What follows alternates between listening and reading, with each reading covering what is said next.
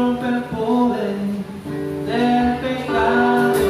Tu amor es fuerte y poderoso, el Rey de gloria, el Rey de majestad. Conmueve al mundo con su estruendo y nos asombra con maravillas. El Rey de gloria, el Rey de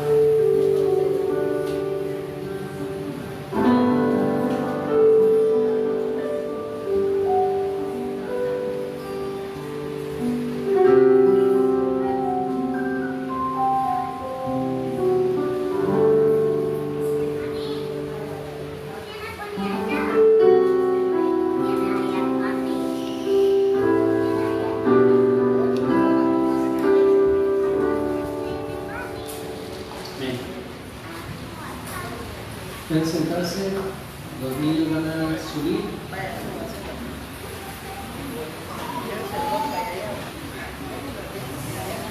Si me pueden ayudar con la luz aquí al frente, por favor.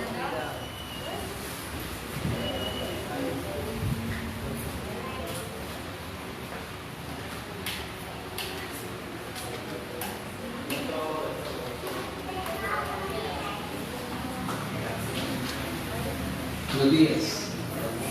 Si alguien necesita una Biblia, por favor levante la mano y alguno de nuestros colaboradores puede pasarle una si necesita. Quiero insistir en algo, está bien y lo debemos usar todo el tiempo, nuestro teléfono, y ahí podemos tener la Biblia, perfecto, pero yo les animo a que todos tengamos una Biblia así física, no electrónica, por practicidad. Entonces les animo a que todos tengamos una Biblia así. Mi recomendación, la Biblia de las Américas. Esa versión en la que yo recomiendo, la Biblia de las Américas, yo creo, por muchos motivos, que es una de las mejores versiones en español que nosotros tenemos hoy en día. Entonces que la mayoría tienen la Reina Valera o del 60 o del 90 o diferentes revisiones, está bien, está muy bien, pero si pueden tener una Biblia de las Américas, se la recomiendo. Ahora hay otra que se llama la Nueva Biblia de las Américas, que es mejor todavía desde mi punto de vista. Entonces en la Nueva Biblia de las Américas ya no vamos a encontrar vosotros, porque nosotros no usamos ese vosotros. Nosotros decimos ustedes, ¿cierto? Entonces, ese vocabulario es mucho más ajustado a la forma en que nosotros hablamos hoy en día. Así que esa es mi recomendación. Muy bien, ¿cómo le ponen las clases? Bien, necesitamos ajustar nuestros horarios y seremos puntuales para estar aquí a las 10:30. Vamos a ir mejorando cada vez. Hoy iniciamos, pero así voy por encima y rápidamente. Esperamos que el próximo domingo tengamos 3 grupos también de estudio, pero la parte del frente, allá, ¿cómo llaman ustedes el jardín del frente? ¿El qué? El porche. ¿Ah? El porche. Bien. Esa parte de allá del frente va a estar desocupada con algunas sillas, ahí no va a haber clase el próximo domingo, por si personas llegan tarde, van a sentarse allá a esperar, porque no vamos a permitir que después de que comiencen las clases las personas toda la media hora estén llegando. Interrumpen a los que están estudiando, ellos tampoco aprovechan, etc. Entonces, anuncio, es un anuncio de gracia. El próximo domingo iniciamos la clase y los que estén, ahí están. Y los que lleguen después, claro, todos bienvenidos, pues esperamos allá al fondo a que la clase termine para poder continuar con nuestro tiempo. Después de que las clases terminen, el próximo domingo vamos a tener allá también en el porche, como lo llama Víctor, vamos a tener un lugar donde podamos saludarnos unos a otros y vamos a tener cafecito para compartirlo y tener un tiempito donde nos saludamos antes de iniciar nuestro tiempo de adoración aquí.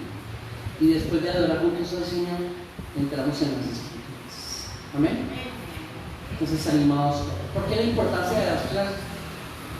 Me canso de repetirlo. Yo me he encontrado con cristianos de décadas en iglesias y todavía después de tanto tiempo viene el Señor, ay pastor, imagínense que mi Biblia, yo no sé por qué, le falta el libro de Baruch. Y pues mi respuesta es gracias a Dios que le falta el libro de Baruch, porque ese no es un libro inspirado. En otra ocasión, a una comunidad que nosotros con la que trabajamos, solo por ponernos a prueba, llegué el domingo en la mañana, me paré a predicar y dije, bueno, por favor, todos busquen Ezequías capítulo 4, versículo 3. Y ahí estaban todos desesperados en el Antiguo Testamento. Y se preguntaban unos a otros. Hasta que después de un rato les dije, hermano, no lo van a encontrar. Porque no hay un libro de Ezequías en el Antiguo Testamento. Ezequías fue un rey, pero no es un libro de la Biblia. Por eso son importantes las clases. Aprendamos a conocer nuestras Biblias. El hecho de saber por qué nosotros solo tenemos estos 66 libros que están aquí. Entonces yo estoy muy animado. Espero que ustedes también, para continuar con nuestros hijos. Por ahora, volvamos al libro de Mateo. Y hoy vamos a continuar con una serie que comenzamos hace un buen tiempo, que la llamamos El reino de los cielos se ha acercado. Así que estamos en Mateo capítulo 5.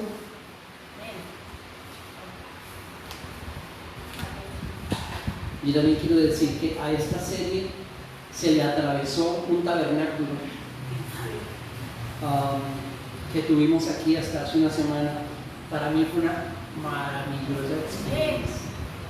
Y yo lo he tenido varias veces, ese tabernáculo lo hemos tenido varias veces, pero cada vez que lo tenemos, esta vez fue una experiencia absolutamente maravillosa. En serio. Y yo compartí con algunos y hasta llegaba uno a sentir un poquito de temor para entrar al lugar santísimo. Eso es maravilloso, porque estamos recreando lo que ellos vivieron en verdad. Y aprendimos mucho y vamos a seguir por supuesto aprendiendo. Pero hoy en Mateo capítulo 5, y tenemos que recapitular un poquito. ¿Qué hora es? 11:23. ¿11:23? Ah, no, tenemos hasta la 1.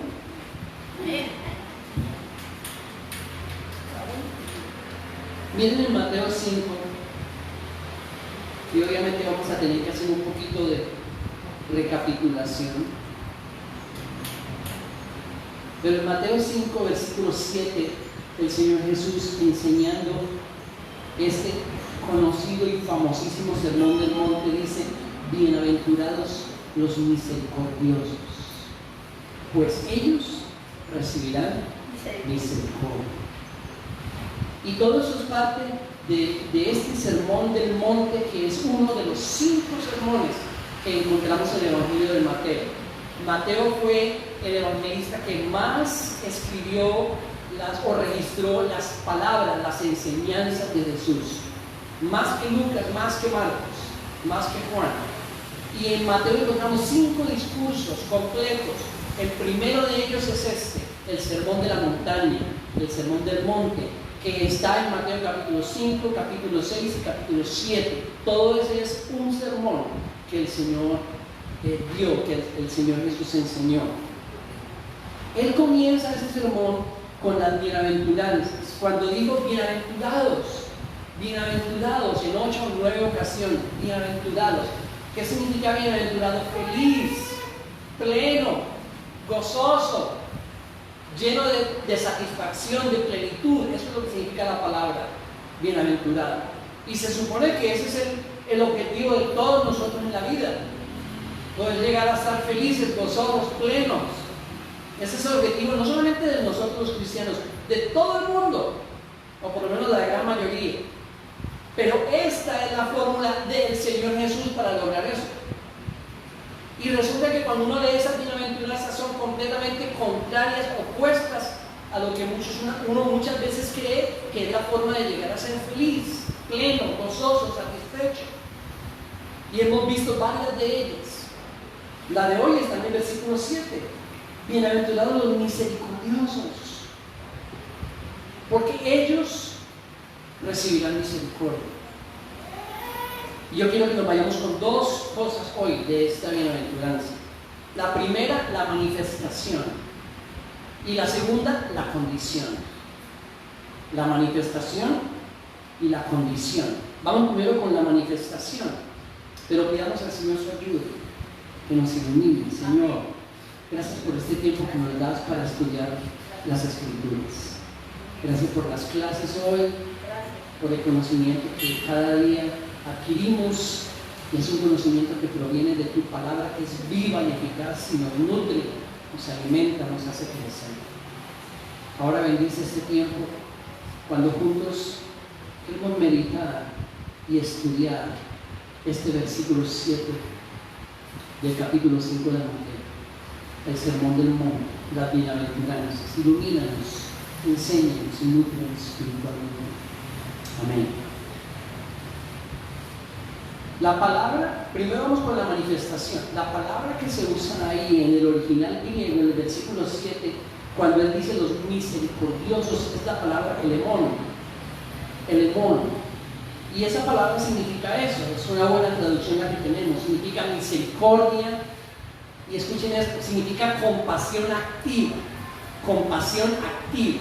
Entonces no es una compasión pasiva, recuerden eso, compasión activa, no pasiva, porque como vamos a ver, todos nosotros somos dados a tener una compasión pasiva, pero no activa, y la compasión pasiva no es el amor.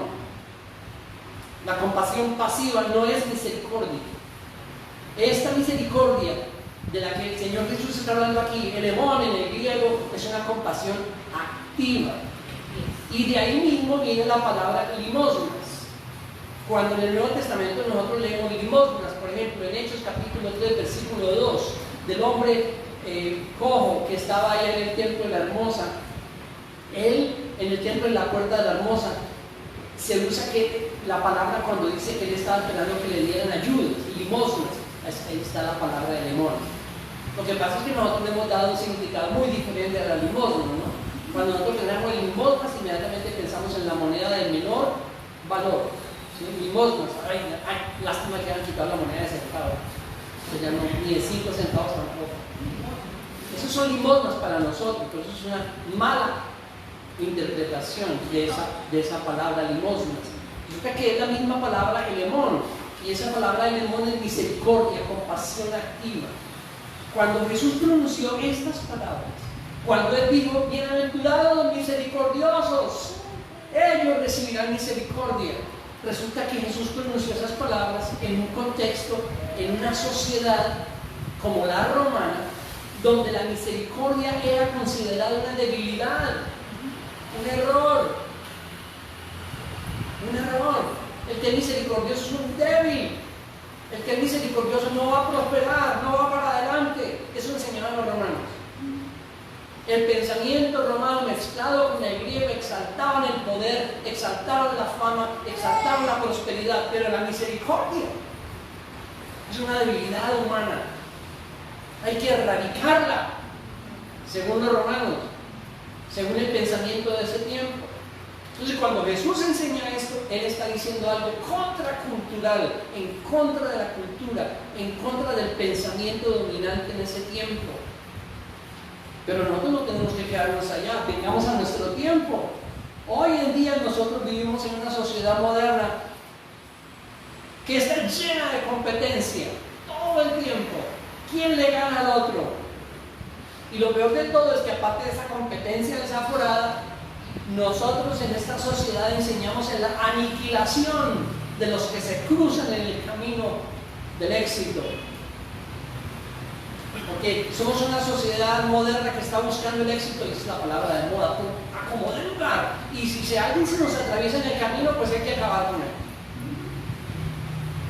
Pero dice, un momentico, eso no se quedó solamente en los romanos, hasta el día de hoy ese tipo de pensamiento perdura. Por lo tanto, las palabras del Señor Jesús son tan relevantes en el contexto de los romanos como en el contexto de hoy en día. Y esta palabra es para nosotros hoy. Oh, felices, completos, satisfechos, los misericordiosos, porque ellos recibirán misericordia. La palabra misericordia, el emón, está muy relacionada, escuchen, con acciones de misericordia y ayuda. Y no solamente con sentimientos. Porque cuando hablamos de ayudar a otro, todos sentimos, oh, qué tristeza. Y todos nos sentimos tan acongojados y tan llenos de compasión por toda la gente en necesidad en el mundo y a nuestro alrededor, pero tenemos la tendencia de quedarnos ahí en el sentimiento y no hacemos nada.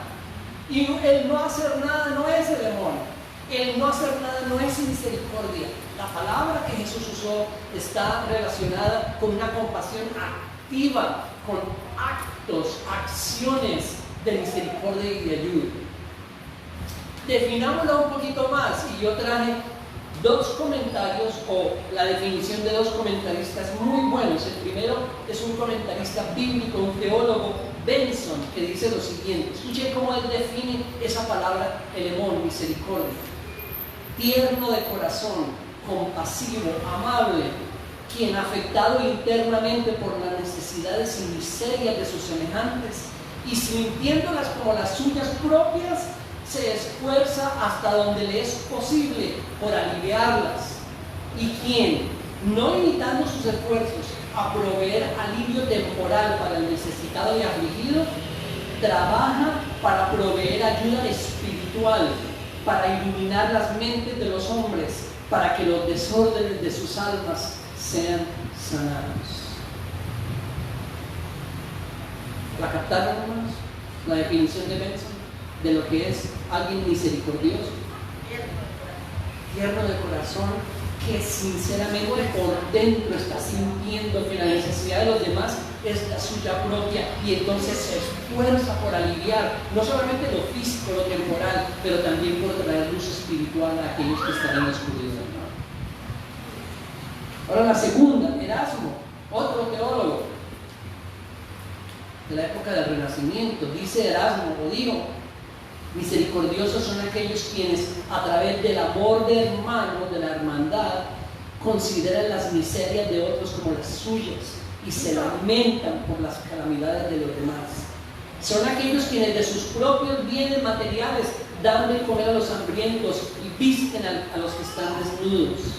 Son quienes amonestan al que está en error, informan al que está en ignorancia y perdonan a los ofensores. Son los que se esfuerzan por dar alivio y por confortar a sus semejantes. Ahí están las dos definiciones que nos ayudan a entender esa palabra misericordia. Y yo, como muchas otras veces, tengo que decirlo. Si fuese por el hecho de que yo estoy enseñando sobre el ser misericordioso y yo estuviera cumpliendo cabalidad con estas definiciones, tendría que bajarme de aquí. Que yo no soy misericordioso. Y creo que la mayoría de nosotros no estamos haciendo un buen trabajo a la hora de ser misericordiosos. Pero resulta que el Señor Jesús es muy claro hoy y nos dice: felices los misericordiosos, porque ellos recibirán misericordia. Ahora, cuando pensamos en estas dos definiciones de estos dos teólogos, de estos dos comentaristas, estos dos comentaristas definen esa virtud de la misericordia, definen la virtud en dos planos: uno, el espiritual, y otro, el físico. El espiritual y el físico hablan de ayudar a los necesitados materialmente, pero también hablan de traer luz e información a los que están en ignorancia y en oscuridad. Entonces nos la ponen en dos planos, espiritual y físico. En lo espiritual estamos hablando de la forma en que nosotros vemos y tratamos a las demás personas, la forma en que perdonamos a los que nos ofenden, la forma en que soportamos las debilidades de los demás, la forma en que enfrentamos los errores de los otros a nuestro alrededor, y la actitud que tenemos respecto a los que no conocen la verdad del Evangelio o viven en falsedad. De eso se trata. ¿Qué actitud tomamos nosotros frente a los ofensores? ¿Qué actitud tomamos nosotros frente a aquellos que no están de acuerdo con nosotros? ¿Qué actitud tomamos nosotros frente a aquellos que sabemos que están en el error, en la ignorancia? Hace poco estábamos en uno de nuestros estudios en grupo hablando de dónde sacamos nosotros en este contexto de las iglesias cristianas el hecho de colocarle ciertos nombres específicos a los creyentes y otros nombres a los no creyentes. Entonces los creyentes son hermanos, familia. Los que no son creyentes son impíos, mundanos, filisteos.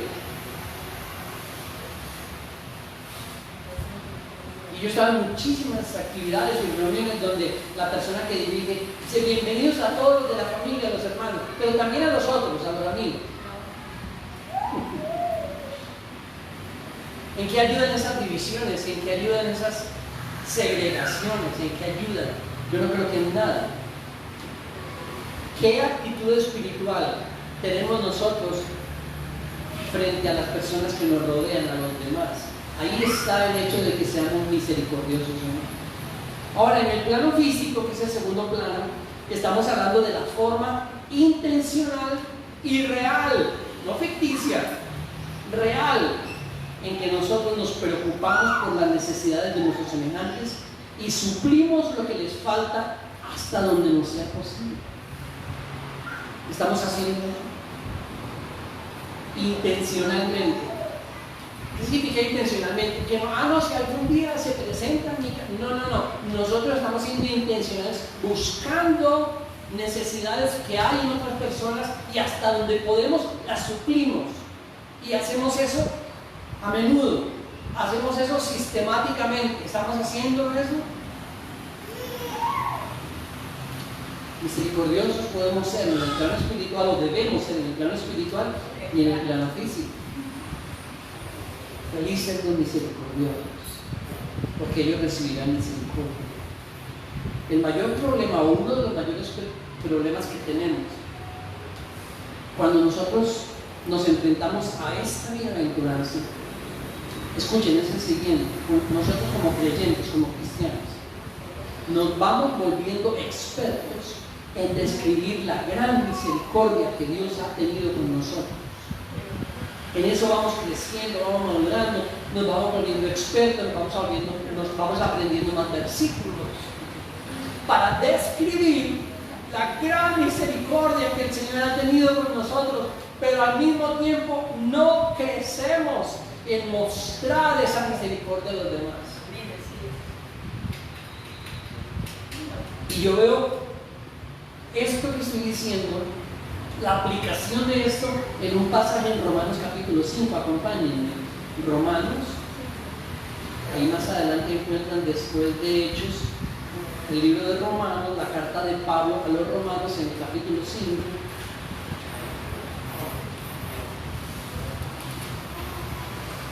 Del versículo 1 en adelante. Déjenme repetir esto. ¿Cuál es uno de los mayores problemas que tenemos a la hora de ser misericordiosos? Nos vamos volviendo expertos en describir la gran misericordia que Dios ha tenido con nosotros, pero no crecemos en el hecho de mostrar esa misericordia a las demás personas, a los que nos rodean, a nuestros semejantes. Y en Romanos 5, Pablo dice en el versículo 1: por tanto, habiendo sido justificados por la fe, tenemos paz para con Dios por medio de nuestro Señor Jesucristo. Nosotros decimos, qué maravilla de versículo. Por supuesto que tenemos que memorizarlo.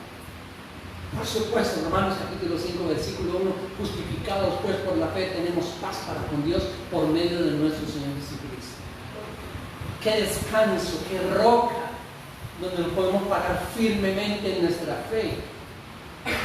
Versículo 2: por medio de quien también hemos obtenido entrada por la fe a esta gracia en la cual estamos firmes y nos gloriamos en la esperanza de la gloria de Dios. Otra maravilla, ¿no? Versículo 1 nos da esta verdad fundamental. En el versículo 2 Pablo dice: esta es una roca que nadie va a poder mover, nadie. ¿Quién nos puede separar del amor del Señor? ¿Quién nos puede apartar de esa obra que Él ha hecho por nosotros? Nadie. Esto es firme, inamovible. Y lo único que nos resta es esperar la gloria de Dios en su plenitud. Pero no ha parado ahí. Miren el versículo 3: y no solo esto, sino que también nos gloriamos en las tribulaciones, sabiendo que la tribulación produce paciencia, y la paciencia carácter probado, y el carácter probado esperanza. Y la esperanza no desilusiona, porque el amor de Dios ha sido derramado en nuestros corazones por medio del Espíritu Santo que nos fue dado. Entonces, hermanos, hasta las tribulaciones y aflicciones de este mundo, Dios las usa para formarnos, para enseñarnos, para moldearnos a su carácter. Es decir, que todo hasta este momento todo es una maravilla. ¿Qué está haciendo Pablo? Está describiendo la gran misericordia que Dios ha tenido con nosotros. ¿Amén? Eso está haciendo Él. Y nos gozamos todos en lo que dice. Pero no ha terminado. Un momentito, el versículo 6 dice: porque mientras aún éramos débiles, a su tiempo Cristo murió por los que Un momentito, Pablo, ¿cómo es que pasa después de hablar tantas maravillas en los primeros 5 versículos a llamarnos impíos en el versículo 6? ¿Sí, en el 6? No solamente nos dice que éramos impíos, sino nos dice que éramos débiles. ¿Por qué el cambio de vocabulario? 7, porque difícilmente habrá alguien que muera por un justo, aunque tal vez alguno se atreva a morir por el bueno. Pero Dios demuestra su amor para con nosotros en que siendo aún pecadores, Cristo murió por nosotros. Entonces, mucho más, habiendo sido justificados por su sangre, seremos salvos de la ira de Dios por medio de él. Porque si cuando éramos enemigos, un momentito, ¿cómo así? ¿Por qué? Débiles, impíos, enemigos. ¿Qué pasó con las maravillas de los primeros versículos? ¿Por qué es necesario entrar a recordar que éramos débiles, impíos, enemigos de Dios? Cuando éramos enemigos, fuimos reconciliados con Dios por la muerte de su Hijo. Mucho más, habiendo sido reconciliados, seremos salvos por su vida. Y no solo esto, sino que también nos gloriamos en Dios por medio de nuestro Señor Jesucristo, por quien ahora hemos recibido la reconciliación. Esa es la idea, hermano. Pablo comienza a describir la grande misericordia de Dios, todo lo que Él nos ha dado, y luego dice, un momentito, no podemos olvidar que cuando Dios hizo eso, nosotros no merecíamos nada, absolutamente.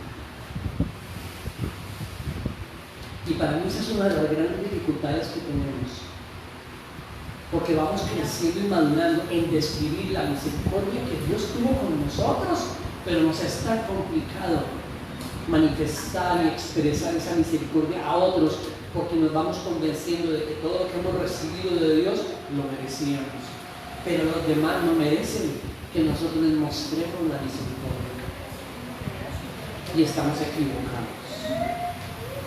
Y por eso, hermanos, un momentito, después de hablar de estas maravillas, no olvidemos nunca que nosotros no merecíamos nada, porque éramos débiles, impíos, enemigos, y aún así, siendo aún pecadores, Cristo murió por nosotros, nos mostró misericordia. Así que la misericordia no actúa, escuchen esto, la misericordia no actúa en base a merecimientos. Amén. La misericordia no actúa en base a merecimientos, porque nosotros no merecíamos nada y Dios tuvo misericordia de nosotros. Se nos llama a ser misericordiosos como Dios fue y es misericordioso con nosotros. Así se nos llama a ser misericordiosos con los demás.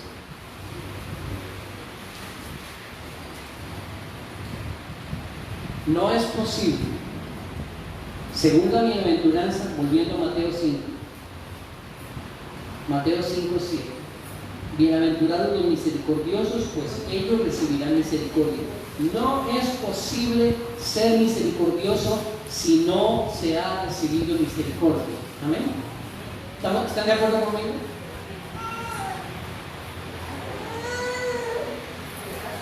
Pensemos un momentito en lo que estoy diciendo. No es posible mostrar misericordia a mi semejante si yo no he recibido misericordia de Dios. ¿Amén? No es posible. Al mismo tiempo, no es posible haber recibido misericordia y no mostrarla. No es posible. Sí, yo sé que esto nos mete en una aprieto.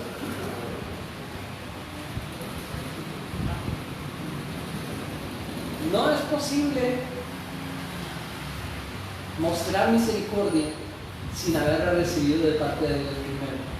Pero no es posible haber recibido misericordia de Dios y no mostrarla a los demás, según la bienaventuranza. Ahora, ¿por qué hemos comenzado con manifestación?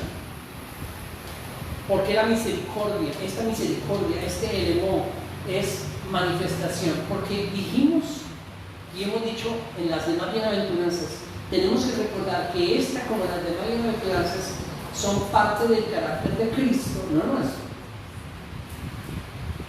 Las bienaventuranzas describen el carácter de Cristo, que está siendo formado en nosotros los creyentes por el Espíritu Santo. Amén. Eso no es nuestro, este es un fruto del Espíritu en nosotros que está formando a Cristo en cada uno de los creyentes. Esa es la obra del Espíritu Santo en el creyente.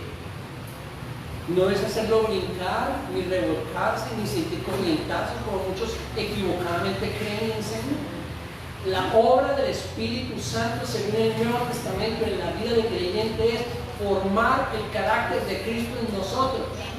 Esa es la obra del Espíritu Santo. Parte de esa obra es formar ese carácter de Cristo en nosotros, y parte del carácter de Cristo es misericordia. Por eso hablamos de manifestación, que se manifieste, que se exprese ese fruto. Yo les tengo una pregunta.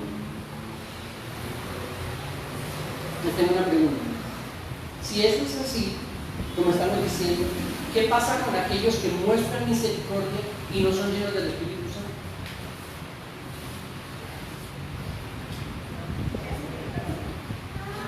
Hay gente en el mundo que muestra misericordia, son misericordiosos y no tienen nada del Señor, no tienen al Espíritu Santo morando en ellos. ¿Sí o no? Sí, claro. Muchísimos. Son gente que no solamente muestra misericordia, sino otras virtudes, pero no tienen nada de Dios, no tienen al Señor en sus vidas, no proclaman a Cristo, no lo glorifican, no son llenos del Espíritu Santo. Aún así muestran virtudes en su diario vivir, como la misericordia, la bondad, el amor. Sí, yo sé que no es como en una predicación aquí hacer una pregunta. Son imagen de Dios. Porque son imagen de Dios. ¿Ok? Sí. Estamos claros en que esas virtudes que muestran ellos, que no tienen al Espíritu Santo, pues no son un fruto del Espíritu, ¿no? No son. ¿Qué son? Oh, son la huella de Dios en ellos. La huella de Dios en el hombre. Berkhoff dijo, es imborrable, y aunque se degradó con la caída, se deformó esa imagen de Dios en Adán y Eva y en todos sus descendientes, nunca desapareció, porque estoy de acuerdo con el teólogo Berkhoff, la imagen de Dios en el hombre es imborrable, la huella de Dios. Todo lo que la gente normalmente muestra, bondad, amor, misericordia, compasión, que no son llenos del Espíritu Santo, es una huella de Dios en ellos, pero aquí está el problema. Escúcheme por favor bien, aquí está el problema. Si ellos no están expresando estas virtudes por la obra del Espíritu Santo en ellos, no están glorificando a Cristo, por lo tanto no pueden agradar a Dios. ¿Dónde queda su bondad y todas las virtudes que muestran con ellas no agradan a Dios? ¿Por qué? Porque Dios en su plan perfecto decidió que todos estos iban a ser frutos del Espíritu Santo en la vida del creyente, glorificando a Cristo. Por eso no somos salvos por obras, sino por gracia. Alfonso Reinaldo iba a decir. Sí, que generalmente se hace por conveniencia, como el político y que sus elecciones quieren misericordia, se aparenta una misericordia, lo hacen por conveniencia. Ok, también hay muchos que lo hacen por conveniencia, muy bien. O por diferentes motivos.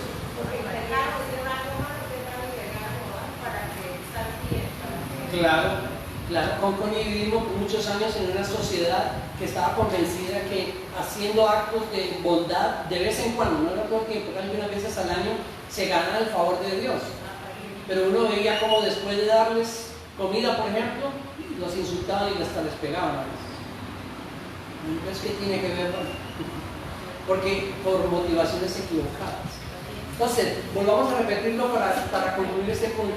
¿Qué pasa con gente en el mundo que muestra misericordia, pero no son llenos del Espíritu Santo? Ese no es un fruto del Espíritu Santo en sus vidas, por lo tanto, no pueden glorificar a Cristo. Amén. Ahí está la diferencia. Nosotros, que somos llenos del Espíritu Santo, como creyentes que somos, eso que nosotros mostramos, bondad, amor, mansedumbre, templanza, es un fruto del Espíritu. No es que nosotros seamos buena gente, no, es el fruto del Espíritu en nosotros. Es un fruto. Y entonces Cristo es glorificado. Ahí está la glorificación. Bien, por eso es una manifestación. En la práctica, para terminar la manifestación, en la práctica, no podemos ayudar a todos los que se cruzan en nuestro camino. ¿Cierto que no? Imposible. Imposible. Si uno, por ejemplo, quisiera darle dinero a todos los que le piden cada día, tendría que andar uno con un salario mínimo cada día para poder repartirlo. Y eso yo creo que no voy a conseguir. Entonces, obviamente, no podemos ayudar a todo el que se cruza en nuestro camino. Hablando de ayuda material, no podemos ayudarlos. Lo que sí tenemos que hacer es asegurarnos que lo estamos haciendo de la siguiente manera: voluntariamente. Segundo, intencionalmente. Y tercero, sacrificialmente muchas veces. Porque aquí viene la situación.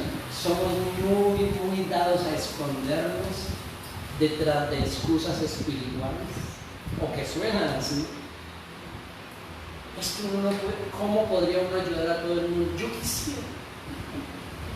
Oh, siento tanta compasión por tanta gente necesitada. Pero como no se puede ayudar a todo el mundo, pues entonces yo no ayudar a él. Ojo, porque ahí estamos la mayoría. Hermano, las cosas hay que decirlas como son. ¿De qué estoy hablando? Tenemos que asegurarnos. Sí, no podemos ayudar a todo el mundo, perfecto. Tenemos que asegurarnos que cada mes nosotros hemos ayudado a personas en necesidad. Punto. Ay, no, este mes no, porque no llegó nadie a la casa pidiendo nada, gracias a Dios. El Señor es bueno. Intencionalmente, ¿dónde está la necesidad que yo voy a suplir este mes? ¿A quién voy a ayudar? No importa dónde, cómo. Eso es algo que el Señor te guía a ti. No que yo ayude a una persona, una familia, que yo fui, busqué a alguien, me digo, escuché, los conocí, me los crucé en la calle, lo que sea.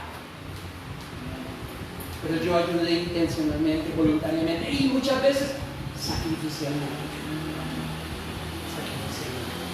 Porque a veces hay suficiente para dar y que no nos haga falta, pero a veces no hay suficiente. Y entonces, no, como no hay suficiente, yo no puedo ayudar a nadie. No, hay muchas veces es necesario hacerlo sacrificialmente. Sacrificialmente. No se puede repetir algo solo. Porque la otra libra que había, la dimos para el mercado de la comunidad. Estamos haciendo. Eso es lo físico. Asegurémonos de estar haciendo eso. Si nosotros queremos. Sí, ¿no? Lo que pasa es que a veces también, la mayoría, por lo menos uno ayuda a las personas voluntariamente, o sea, lo hace porque le nace o porque ya la persona quiere a la persona colaborar a las demás personas. Sí. Entonces, yo creo que hay muchas personas que lo traen así. Claro. Y también, miren, en la práctica, cada uno de nosotros tiene que ser guiado por el Señor cómo hacerlo. No hay una fórmula para hacerlo. Normalmente yo no doy plata en la calle. Porque yo no sé en qué van a invertir eso. Yo no sé si van a ir a comprar droga o yo no sé, por lo tanto, difícilmente. Más fácil que dé alimento. Pero ese es también dar un alimento y en vez de comérselo, pero le echan uno dice aquí tenían o no, es complicado. Pero todos tenemos la libertad de buscar esas oportunidades. No, yo me ayudo con una familia que yo sé está necesitada y yo voy a hacer esto, voy a llevar al mercado, o yo voy a tomar uno de sus muchachos y voy a comprarle ropa, o yo voy a cualquiera, tenemos libertad de hacerlo. Pero hacerlo. Eso es el plano físico. Cuando vamos al plano espiritual, las dos definiciones que vimos, sé que somos misericordiosos cuando ayudamos a traer luz el Evangelio a los que no lo conocen. A los que no lo conocen. Yo siempre he dicho y lo repito hoy, ¿dónde está el grupo de evangelismo de esta comunidad? Aquí. Este es el grupo de evangelismo. Mi problema con grupos de evangelismo es que no, hay un grupo de evangelismo que ellos predican. Eso no es lo que enseña la Biblia. El llamado es para absolutamente todos nosotros en los diferentes contextos donde estamos, llámese casa, familia, trabajo, vecinos, sociedad, donde sea, donde vayamos, el mandamiento persiste todo el tiempo. Somos llamados a ser luz, sal, a compartir el evangelio, la buena nueva, donde sea que estemos. Mostrar misericordia porque se nos ha mostrado misericordia. Segundo, la condición. La condición. El texto nos dice, en Mateo 5:7, el texto nos dice que la condición para recibir misericordia es ser misericordioso. ¿Están de acuerdo conmigo? ¿Eso dice el texto? Hermano, ¿sí o no? Que van a recibir misericordia los que muestren misericordia. ¿Eso dice el texto o no lo dice? Eso dice. Bienaventurados misericordiosos porque ellos, los misericordiosos, van a recibir misericordia. En 2 ocasiones más, en el Sermón del Monte, miren el capítulo 6, hay otras virtudes con condición. Miren el 6:14. Si ustedes perdonan a los hombres sus transgresiones, también su Padre Celestial les perdonará a ustedes. ¿Esa es una condición? Por supuesto que es una condición. Si ustedes perdonan, el Padre los va a perdonar. Una más, capítulo 7, versículo 1. No juzguen para que no sean juzgados, porque con el juicio con que ustedes juzguen serán juzgados, y con la medida con que midan se les medirá. Esas son condiciones, por supuesto que son condiciones. ¿Cómo entendemos esta condición en el contexto de Mateo 5:7? Van a recibir misericordia los que muestren misericordia. Si entendemos que primero debemos ser misericordiosos para recibir la misericordia de Dios, eso está en contra de la enseñanza de toda la Biblia. Ojo, hermenéutica. Ojo, sana interpretación de la Biblia. Yo no puedo interpretar un texto si esa interpretación va en contra de lo que el resto de la Biblia enseña. No puedo hacerlo, porque la Biblia no se contradice a sí misma. Una norma de sana interpretación es que si yo encuentro un texto, un versículo, un pasaje que no tiene una clara interpretación en el momento y estoy buscando interpretarlo, esa interpretación no puede estar en contra de lo que el resto de la Biblia enseña. Por lo tanto, si yo interpreto este versículo diciendo, no, ahí claramente dice que los que van a recibir misericordia son los que muestran misericordia. Así que primero Dios me pide que yo muestre misericordia y luego Él me va a dar su misericordia. ¿Sí? No puedo interpretarlo así, porque está en contra del resto de la enseñanza de la Biblia. Acabamos de leer, ¿cuándo Dios tuvo misericordia de nosotros? Cuando éramos impíos, enemigos, débiles, muertos. Efesios capítulo 2. Aún estando muertos en nuestros delitos y pecados, nos dio vida juntamente con Cristo, perdonando nuestros pecados. Por gracia sois salvos. ¿Me estoy dando a entender, hermanos? Sana interpretación del texto. Ahí dice que Dios primero me pide que yo muestre misericordia para luego tener misericordia de mí. Eso va en contra de la enseñanza de Dios. Entonces, ¿dónde está la condición? ¿Dónde está la condición? El ser misericordiosos no es una causa de la salvación, sino una consecuencia. Aquí está lo que decían algunos ahorita, ¿no? Muchos que son misericordiosos se ayudan porque piensan que haciendo eso van a recibir la salvación. ¿La salvación es por obras? ¿La salvación es por obras de misericordia? Es por gracia, es un regalo. Tuvieron misericordia de mí cuando yo estaba muerto en mis delitos y pecados. No, pero sí es una consecuencia. Hay un pastor que se llama Philip Newton y él llamó las bienaventuranzas evidencias del reino. Evidencias del reino. Es una tarea imposible para nosotros determinar quiénes son salvos y quiénes no. ¿Puedo yo determinar de este grupo precioso de personas que hay aquí quiénes son salvos y quiénes no?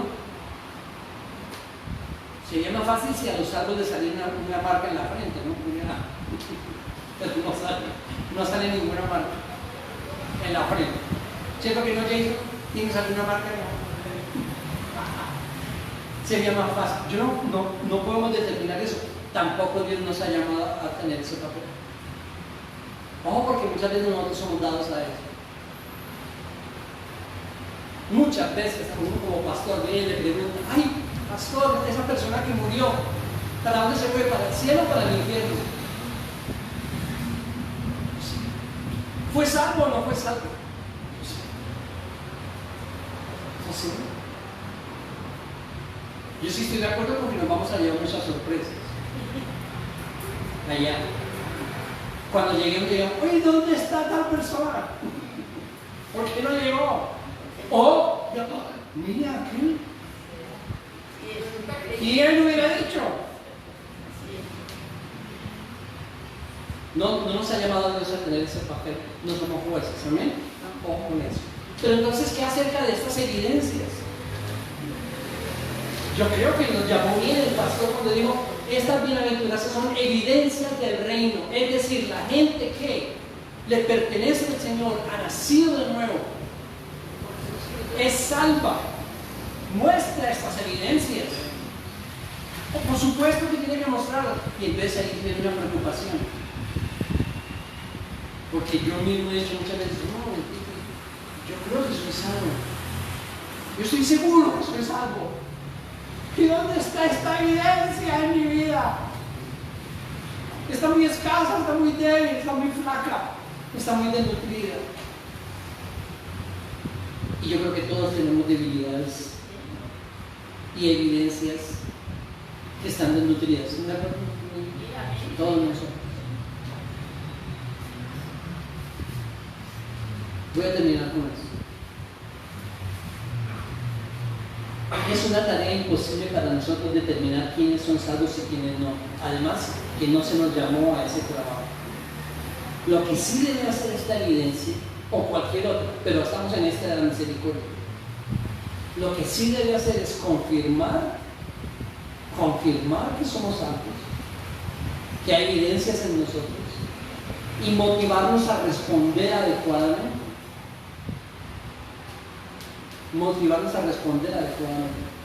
Y quiero terminar con algo que obviamente no vamos a concluir hoy y tenemos que seguir trabajando en el asunto, porque ha sido una discusión teológica de siglos. Entonces no vamos a juzgarnos nosotros antes del almuerzo, ¿cierto? Estamos claros en que todo esto son frutos del Espíritu en nosotros, ¿no? Entonces uno podría decir: bueno, entonces yo ni me preocupo de eso. Porque como es un fruto del Espíritu, pues que Él haga su trabajo y que Él muestre su fruto. Y si no está pasando en mí, ¿de quién es la culpa? Del Espíritu Santo. No mía, porque es un fruto del Espíritu, no soy yo. Es culpa del Espíritu Santo que yo no sea misericordioso. Pero ¿dónde está el otro extremo? Yo soy muy misericordioso porque es que yo soy tan bueno. Yo no sé por qué el Señor me hizo así. Yo soy muy bueno. Me nace ayudar a la gente. Me nace predicar el evangelio. Me nace ayudar a necesitar. No sé, me nace, a otros no, tan raro, ¿no? Pero a mí sí. Ahí está el otro extremo. ¿Sí ven los dos extremos? Entonces, ¿dónde está el intermedio? El intermedio lo describe Pedro. Vayan por favor a 2 de Pedro y ahí terminamos hoy. Repito, hoy no vamos a concluir esto, tenemos que seguir estudiándolo. Pero para mí este balance es muy importante de entender. 2 de Pedro. Y ojalá tengan sus Biblias físicas para que puedan subrayar si quieren o resaltar algunas palabras. Pero en el teléfono no vayan a subrayar nada. Pero en la Biblia dice que sí. Porque me encantaría que pudiéramos subrayar eso que Pedro dice aquí. Segunda de Pedro capítulo 1, versículo 3. Escuchen, pues su divino poder nos ha concedido. ¿Qué significa que se nos ha concedido? Algo que se me dio, no es mío, yo no lo tenía, se me dio, se nos ha concedido. Ahí está toda la parte del fruto del Espíritu, la obra de Dios en mí. Todo esto que hemos venido hablando, la manifestación de la misericordia o la manifestación de la humildad, el fruto del Espíritu, se nos ha concedido, dice él, todo cuanto concierne a la vida y a la piedad, mediante el verdadero conocimiento de aquel que nos llamó por su gloria y excelencia. 4, ¿ya subrayaron el concedido? Bien, 4, por ellas Él nos ha concedido. Una vez más. Subrayenlo, se nos ha concedido sus preciosas y maravillosas promesas, a fin de que ustedes lleguen a ser partícipes de la naturaleza divina, habiendo escapado de la corrupción que hay en el mundo por causa de los malos deseos. Por esta razón, también obrando, subrayenlo, obrando con toda diligencia, Poniendo toda diligencia. obrando, poniendo, haciendo con toda diligencia, añadan a su fe virtud y a la virtud conocimiento, al conocimiento dominio propio, al dominio propio perseverancia y a la perseverancia piedad, a la piedad fraternidad y a la fraternidad amor. Todo este fruto del Espíritu debe madurar en nosotros para que respondamos, ahí están nuestras decisiones y acciones, adecuadamente a los impulsos de nuestra nueva naturaleza. Mira, hermano, miren, todos acá voy a terminar. Porque Pedro dice que todo lo concerniente a la vida y a la piedad nos ha sido concedido. El Espíritu Santo es el que obra en nosotros, es el que da fruto en nosotros: amor, paciencia, benignidad, misericordia. Ese es un fruto del Espíritu que está formando el carácter de Cristo en nosotros. ¿Amén? En 2 ocasiones Pedro dice: se nos ha dado, se nos ha concedido, y luego dice: por eso, por cuanto se nos ha dado, es que tenemos que hacer diligentemente. Y hay una palabra tan interesante que es ahí, que se traduce muy bien en nuestra Biblia, porque dice añadir. ¿Qué es añadir? Es poner al lado de. Esa es la palabra del original, poner al lado de. Entonces ponemos al lado de todo lo que se nos ha sido dado nuestra decisión de actuar. ¿Cuántos son llenos del Espíritu Santo aquí? Levanten la mano. ¿Quién la levantada? No, sí, por supuesto, levanten la mano. Levanten la mano todos los que son llenos del Espíritu Santo. Es interesante. Miren, es interesante que a veces no sabemos muy bien si en verdad somos llenos del Espíritu Santo. Y eso está muy bien, muy válido. Es muy válido, porque con base en qué uno levanta la mano y dice: por supuesto que sí. ¿Con base en qué? Entramos a eso después. Miren, llenos del Espíritu Santo, bien, todos que levantamos la mano, perfecto. Esa es otra pregunta a los que todos levantamos la mano. ¿Obedecemos todo el tiempo? ¿No obedecemos todo el tiempo? ¿Qué les pasa a ustedes, hermano? Yo tampoco. ¡Menos! Pero ¿cómo es eso de que somos llenos del Espíritu Santo, pero no obedecemos todo el tiempo? No, se nos ha concebido. Tenemos una nueva naturaleza que nos impulsa todo el tiempo a amar, a perdonar, a tener misericordia, a ser bondadoso, pero nosotros tenemos que añadir a esos impulsos de nuestra naturaleza obediencia en acciones. Y con toda esa encrucijada teológica, terminemos diciendo: el Señor Jesús fue muy claro cuando nos dijo: sean misericordiosos. Felices los misericordiosos, porque ellos recibirán misericordia.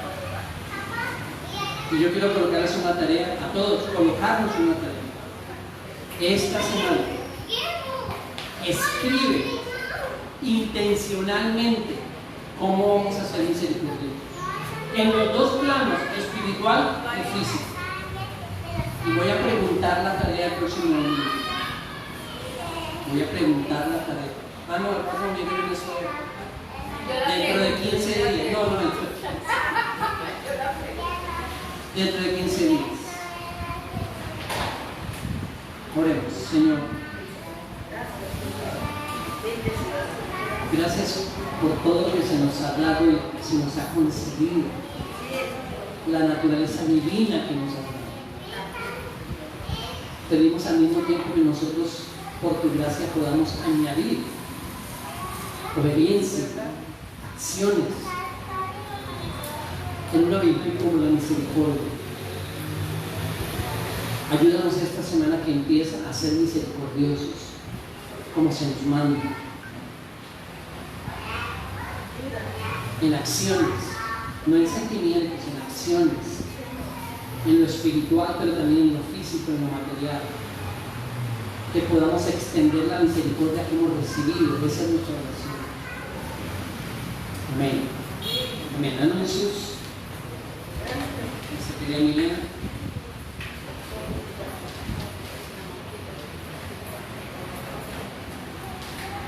Y después de los anuncios vamos a recoger la pregunta.